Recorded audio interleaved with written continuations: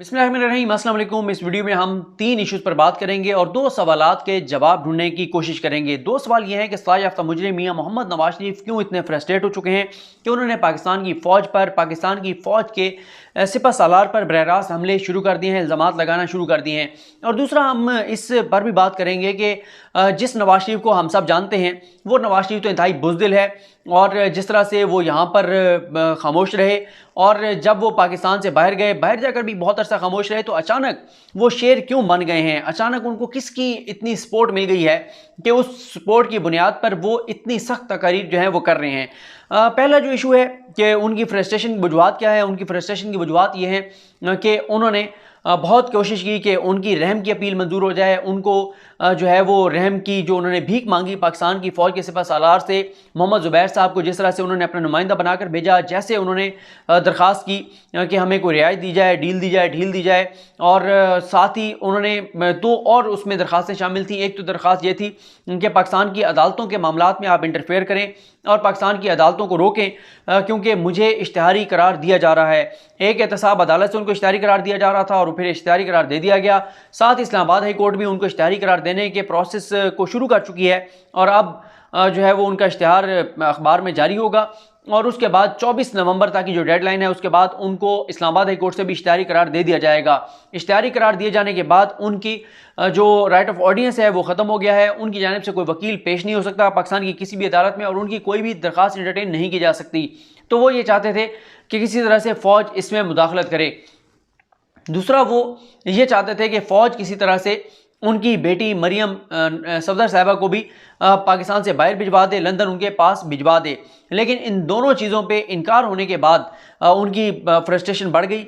एक तरफ केसेस जो हैं वो फाइनल स्टेज पर हैं और अगर ये भी मैं आपको बता दूं कि अगर उनको इस्लामाबाद हाई कोर्ट से इश्तिहारी करार दे दिया जाता है तो उसके बाद ये भी बड़ा इम्कान है कि उनकी जो अपीलें हैं वो मेरिट पर से मुराद ये है कि ये कानूनी ज़बान में होता है कि एक होती है कि आप पहले आपकी एक दरख्वास्त होती है कि आप जजमेंट सस्पेंड कर दें और आप ज़मानत पे रिहा कर दें, और एक ये होती है दरख्वास्त। फिर एक होती है कि आप मेरिट के ऊपर उसको सुनते हैं, मेन अपील को सुनते हैं। तो ये भी हो सकता है कि इनकी मेन अपीलें भी मुस्तरद कर दी जाएं, ये कहकर कि जो शख्स पाकिस्तान वापस आने को तैयार नहीं है, जो इश्तिहारी हो चुका है, तो उसकी अपीलें भी नहीं सुनी जा सकती। ये नैब का मौक़िफ़ है। अगर उनकी अपीलें जो है वो मुस्तरद हो जाती हैं तो फिर उनकी दोनों केसेस में अल अज़ीज़िया में भी और एवनफील्ड में भी उनकी सज़ाएं कन्फर्म हो जाएंगी और उसके बाद उनके पास किसी भी अदालती फोरम पर इस अदालत के अब इस फैसले को जिसमें उनकी मेन अपीलें मुस्तरद हो जाएंगी और सज़ाएं कन्फर्म हो जाएंगी उसको चैलेंज करने का कोई ऑप्शन नहीं रहेगा। तो ये भी एक उनकी जो है वो फ्रस्ट्रेशन की वजह है। और मैं आपको ये भी पहले बता चुका हूँ कि वो पहले ही ये फैसला कर चुके हैं कि अब वो अपनी ज़िंदगी में पाकिस्तान कभी वापस नहीं आएंगे। और इस हवाले से कल आपने शेख रशीद साहब को भी सुना। शेख रशीद साहब ने गो के जुमला ज़ाहिर है वो अगर वो आप सियासत के लफ्ज़ को साथ से निकाल दें तो फिर ज़रा सख्त हो जाता है, वरना शेख रशीद ने भी ये कहा है कि नवाज शरीफ का अब पाकिस्तान सियासी जनाजा आएगा। तो नवाज शरीफ साहब फैसला कर चुके हैं कि वो अपनी ज़िंदगी में पाकिस्तान वापस नहीं आएंगे। उसके बाद पार्टी की अंदरूनी लड़ाइयाँ भी शदीद हो चुकी हैं, पार्टी के अंदर कब्जे की जंग है। शहबाज शरीफ ग्रुप और नवाज शरीफ ग्रुप आमने सामने थे और उनको ये लगता था कि इसमें भी शायद फ़ौज का कोई किरदार है और इस्टेब्लिशमेंट का किरदार है कि मेरी पार्टी के अंदर जो है वो लड़ाइयाँ शदीद हो गई हैं, क्योंकि हर चीज़ वो फ़ौज पर ही डाल देते हैं, हर चीज़ वो इस्टेब्लिशमेंट पर डाल देते हैं।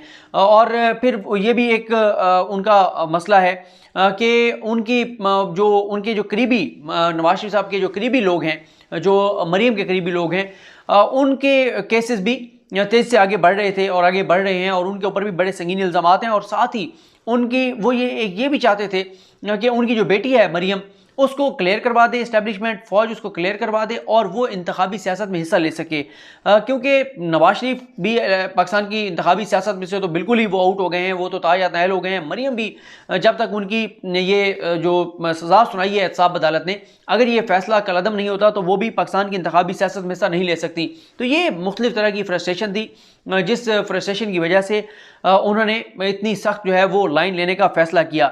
लेकिन ये लाइन वो ना लेते क्योंकि वो बहुत बुज़दिल हैं। आपने देखा वो उनको शौक़ भी है पंगा लेने का, जब पंगा ले लेते हैं फिर डर भी जाते हैं। वो उन्होंने डान लीक्स किया और जब डॉन लीग्स के ऊपर फौज का सख्त रिएक्शन आया तो उन्होंने क्या किया कि परवेज़ रशीद की कुर्बानी दे दी, तारिक फातमी की कुर्बानी दे दी, राउत हसीन साहब को जाना पड़ा। फिर उन्होंने एक बार बयान दिलवाया मुशाहिदुल्लाह खान से कि हमारे पास ऑडियो टेप्स मौजूद हैं कि इमरान खान और डॉक्टर तलत क़ादरी के धरने के पीछे जनरल ज़हीरुल इस्लाम थे। जब मुशाहिदुल्लाह खान ने यह बयान दिया तो फिर फौज का जब रद्दमल आया इस पर, तो उस वक्त मुशाहिदुल्लाह खान से भी इस्तीफ़ा ले लिया गया। तो वो बहुत बुज़दिल हैं। तो अब ऐसी क्या हुआ है कि वो जो है वो इतनी सख्त मौक़िफ़ वो अपना रहे हैं। तो ये भी मैं आपको एक चीज़ बता दूं कि नवाज शरीफ और अपोजिशन महंगाई के बयानी को लेकर चलते तो इनको खासी जो है वो सपोर्ट मिल सकती थी अवामी सतह पर।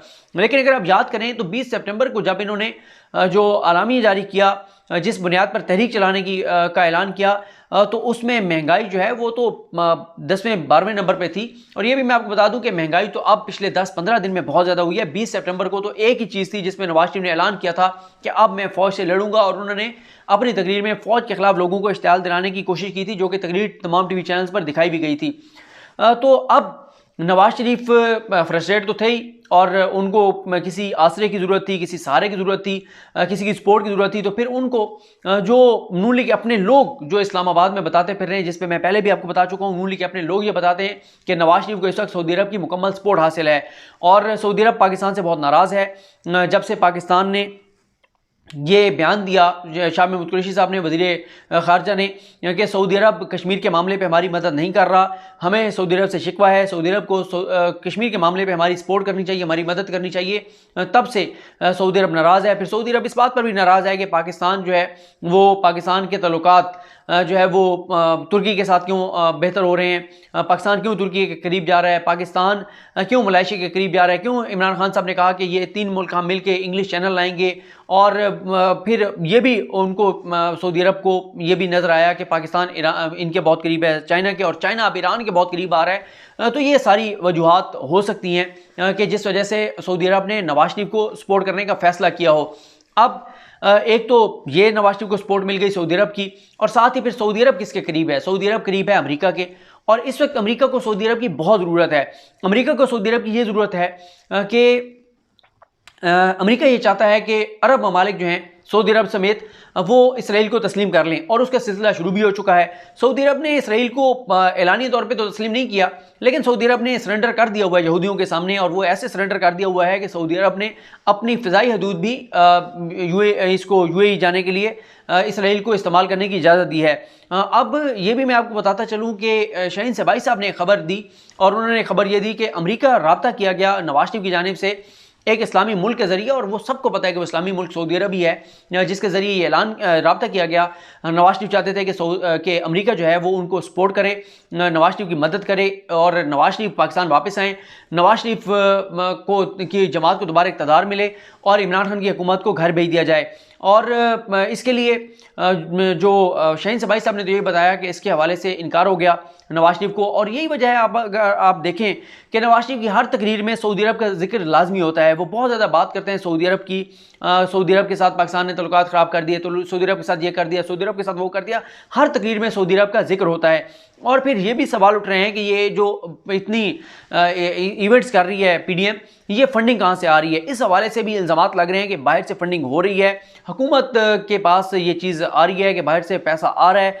और क्योंकि ये तो जेब से तो 1 रुपया भी खर्च करने वाले नहीं हैं, ये तो हमेशा करप्शन, लूटमार और मनी लॉन्ड्रिंग के पैसे जो हैं वो ही खर्च करते थे। अब वो तो इनका उस तरह से मामला रहा नहीं है, तो कहीं से तो पैसा आ रहा है, जो पैसा जो है वो फिर तकसीम हो रहा है। और ये भी मैं आपको बता दूं कि अगर ये साबित हो गया तो फिर जैसे अदील वड़ाई साहब ने अपनी वीडियो में तफसील से बताया है कि नून लीग पर कैसे जो है वो पाबंदी लग सकती है, उसका प्रोसेस क्या है।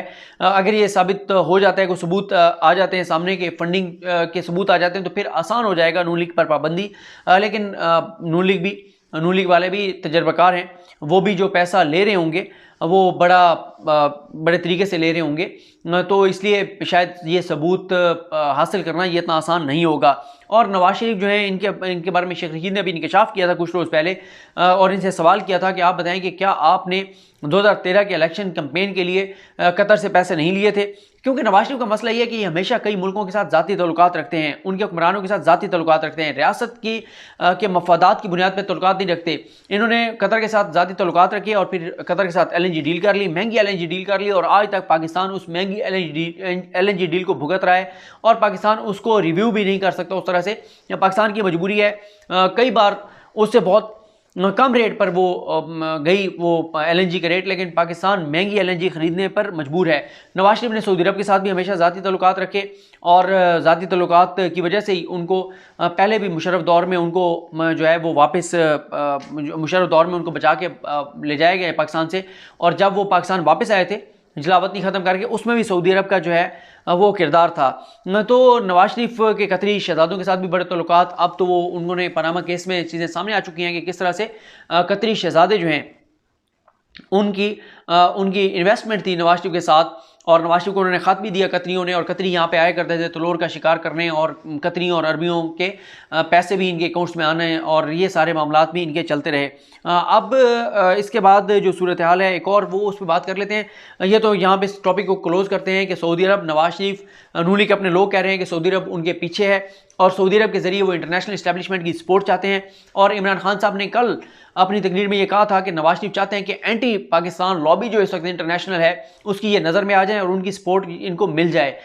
तो एक ऐसे हालात में जब रीजनल बहुत ज़्यादा चेंजिंग्स हो रही हैं, इस पे तो हम नेक्स्ट वीडियोस में बात करते हैं कि रीजनल क्या तब्दीलियाँ हो रही हैं और क्यों जो है नवाज शरीफ की ये तकरीर बहुत तशवीशनाक हैं। एक चीज़ रह गई थी पिछली वीडियो में जब मैंने ये बताया था कि एजेंसीज की रिपोर्ट के मुताबिक कितने लोग थे नवाज शरीफ के ये नून लीग के इस जलसे में।